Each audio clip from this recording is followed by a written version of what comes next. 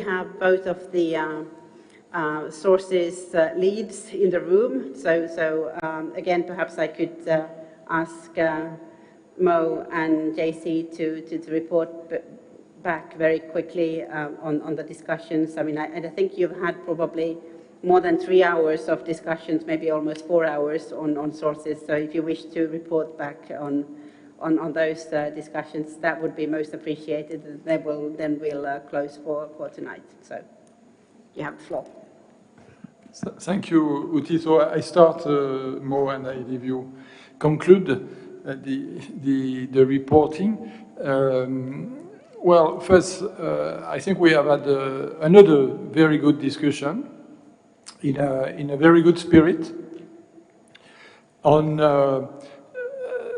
a text which, as we insisted on, it was not a proposal, but more some kind of teasing in order for everyone to be able to voice some new ideas, to bridge the gap between our all TC members. At the end of the day, well, there was no agreement on anything. There were a few good comments still on some aspects of the proposal, some strong reluctances on others, and actually we have identified a few tweaks that could be fixed quite easily, and specifically in the GI part of the text.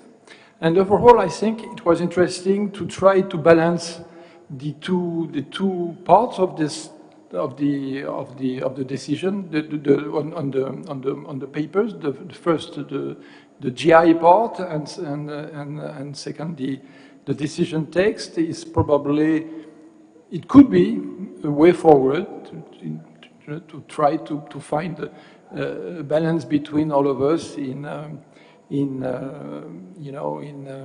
designing these two parts in coherence, trying to address the discomforts of some through some elements of the decision text, and discomforts of others through elements of the decision text. So not bad, but not good enough so far.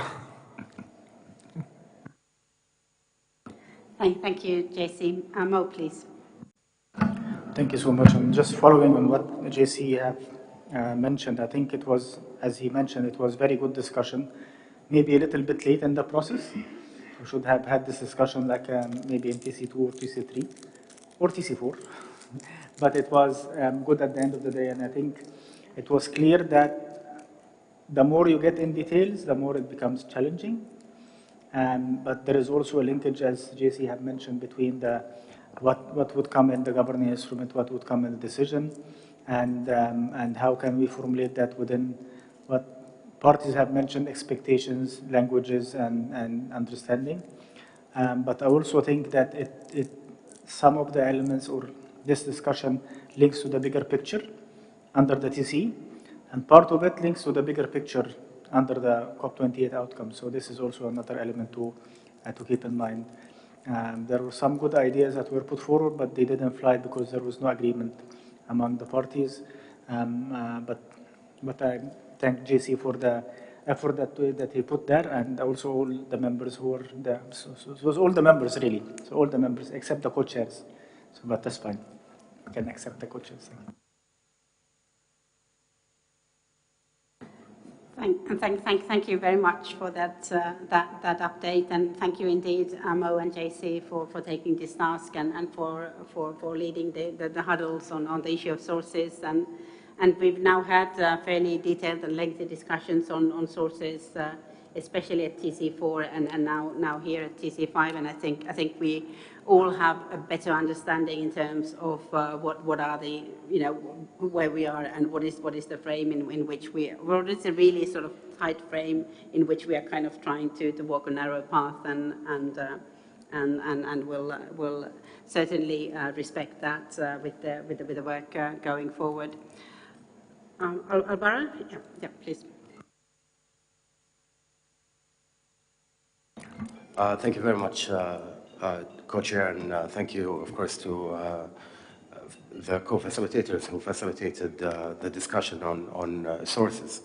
We certainly had a lengthy discussion throughout the day on the issue of sources, whereby there was very clear divergent views between most of the Transitional Committee members. There were attempts to try to put parties closer when it comes to the members closer when it comes to the sources, but unfortunately we were presented in a situation where we had absolutely no agreement on the way forward. We were presented with, an attempt that has absolutely no status or does not really reflect the different views that were mentioned in the room. I believe there were many interesting proposals that were put forward about considering agreed language, one of which is a language in the Glasgow Climate Pact in paragraph 1 CP 26 with paragraph 40, which urged developed country parties to provide support to address loss and damage. There was also many different proposals that were speaking to the importance of the issue of making sure that we do not really reinvent the wheel when it comes to providing support. And also, it was very clearly highlighted by many members that we should definitely not use the discussions and the fund as a way to reclassify or reinvent principles or renegotiate the principles of the Convention and the Paris Agreement, but rather work towards our common objective of making sure that we have the fund operationalized in a way that would really be in line with what was agreed in previous COP decisions. I believe that the proposal on 1 CP26 did really was something that was agreed within the Glasgow Climate Pact. It was something that we all as parties agreed to, and we believe that this was something that was clearly put forward as an important part of the decision. And in that regard, maybe I wanted to ask you, co-chairs, about the way forward and about tomorrow, and are we going to be presented with options? What will be the mode of work for tomorrow, and maybe to get an understanding where we are at now and get maybe a larger stock take of all the other elements. We're very keen, and as said this morning, we're not hopeful but certain that we will reach an outcome that would take us into the common objective of having the fund operationalized and having a clean text that would be forwarded to COP28. I believe we spent a long time, and we did really listen to each other, and I believe we also showed a lot of compromises and flexibility, and we're willing, of course, to work constructively with all members to make sure that we land with our common objective. So maybe it would be useful for us to take stock of what's happening across all the different elements in the text. Thank you, and back to you. Thank you, Alvaro. So just to reaffirm basically the areas where we have today focused and where we have made progress. So from the assessment of co-chairs is that we've made significant progress on the issue of location of the Secretariat, whereas on the issue of sources, we sense that there have been really good discussions, really substantive discussions, but no sort of an agreed clear way forward. As was highlighted this morning, when we introduced the text, we said that on the issue of financial inputs, if indeed there would not be agreement in the huddle, we would go with the financial inputs. We would go with the paragraphs 57, 59, 60, and 61 of the co-chair's text. and then we undertake to propose some clear language then also in the accompanying decision text on sources. So again, just to highlight on the next steps. So Richard and I are now going to focus on revising the co-chair's proposal. You will receive it either very, very late tonight or early tomorrow morning, and then we would reconvene at 9 o'clock tomorrow. We are working towards ensuring that we table a clean text. And yes, we will still have some time tomorrow to just sort of see that is there still, we're kind of trying to assess that we get the balance right. And our assessment is that further discussions in the huddle or in this kind of plenary setting would not be conducive to achieving progress at this point. Tullio, you asked for the floor. Thank you, Madam Co-Chair, and we really appreciate your leadership in trying to have a balance in terms of the overall package that we are supposed to get here. We agree with the assessments that were made so far. We just wanted to make very clear that, first of all, show our deep appreciation for the mode of respect, the mode of listening that we as individual delegates and human beings are showing.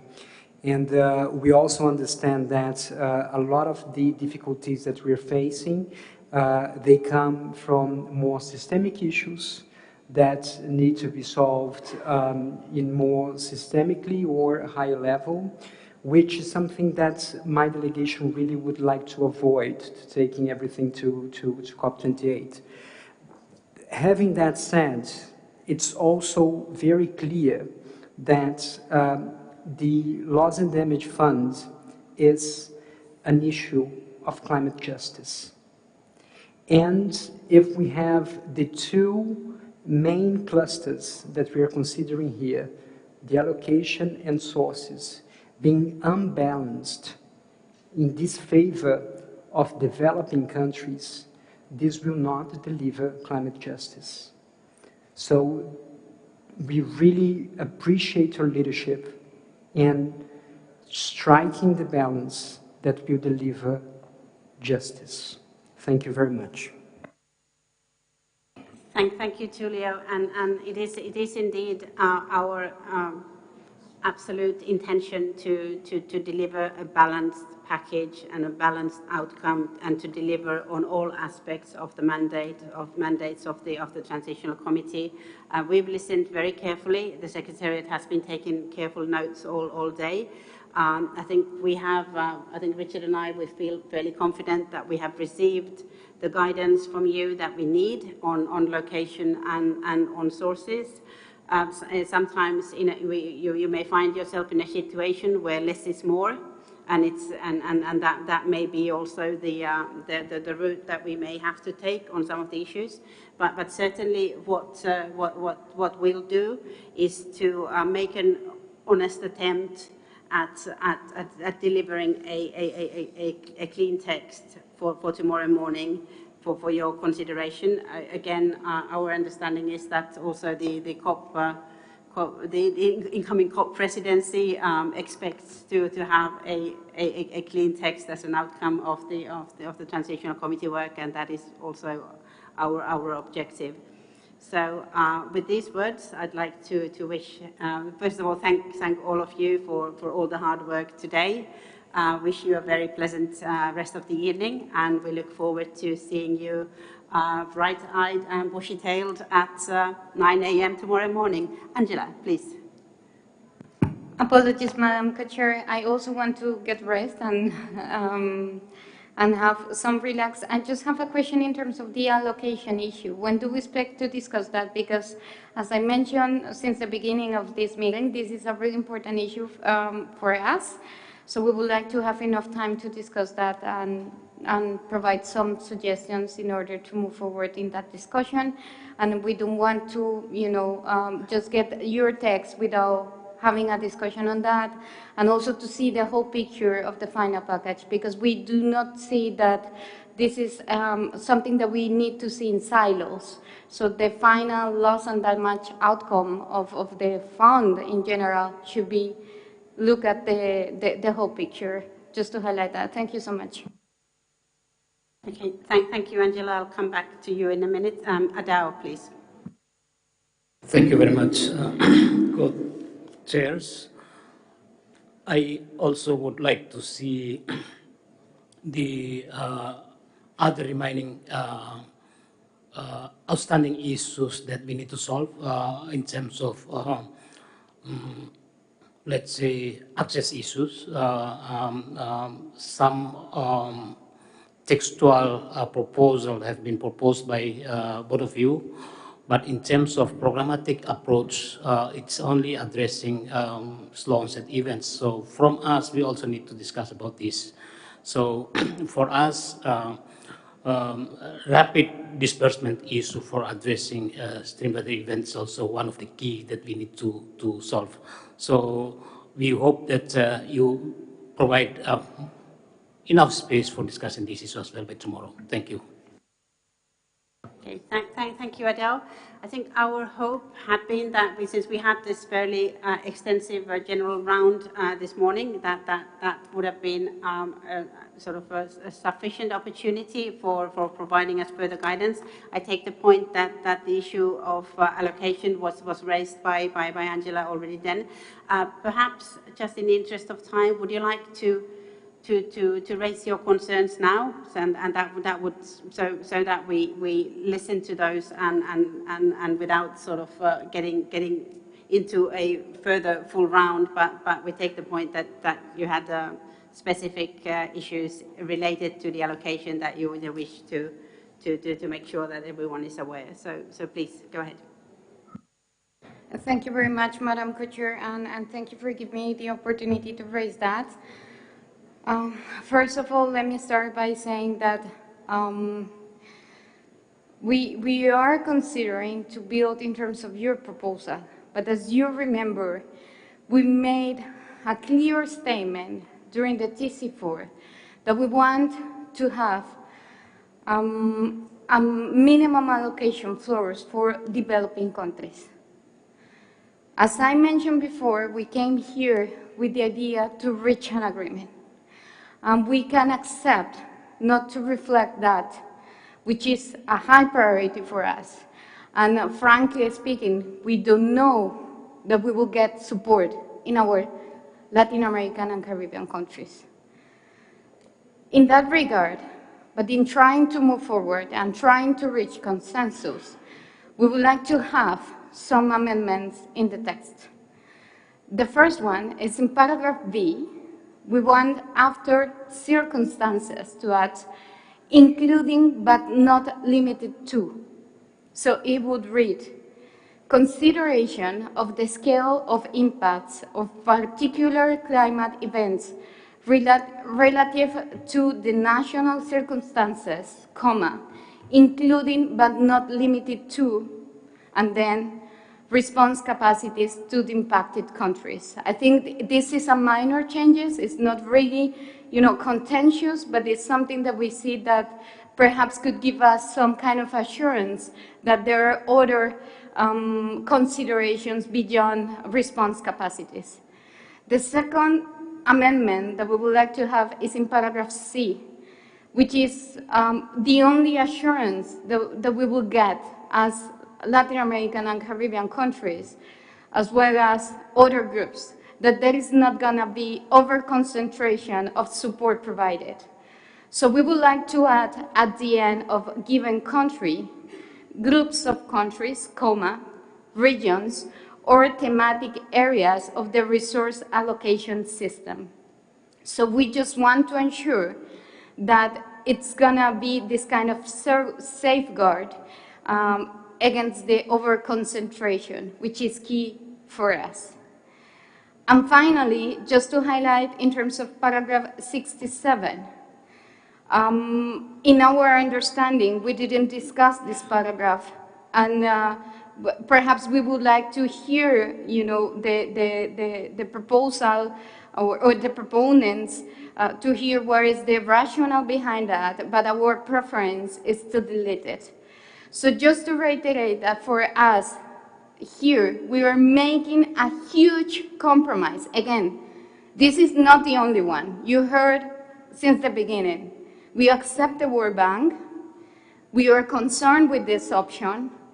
We are making a concession in terms of not having a national allocation floors for all developing countries. So we are asking a minimum assurance that there is not going to be over-concentration in just one given country, group of countries, regions, or thematic areas. So this is a minor change that we are asking here, and we look forward to see compromises and get support for other countries in order to reach an agreement on the allocation part.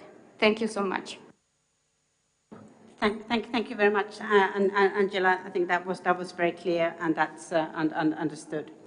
Okay, now let me try to close the meeting again for tonight. So thank you so much. Have a very good evening, and I believe Richard and I, we have received a guidance throughout the day from all of you. You can look forward to receiving a clean text either later tonight or very early tomorrow morning, and we will reconvene at 9 a.m. Thank you very much. Colleagues, thank you. Just to remind the developing countries, we will have a constituency meeting at 8 a.m. in this room, please. And for the developed countries, we will have a constituency meeting at 8 a.m. in the huddle room. Thank you.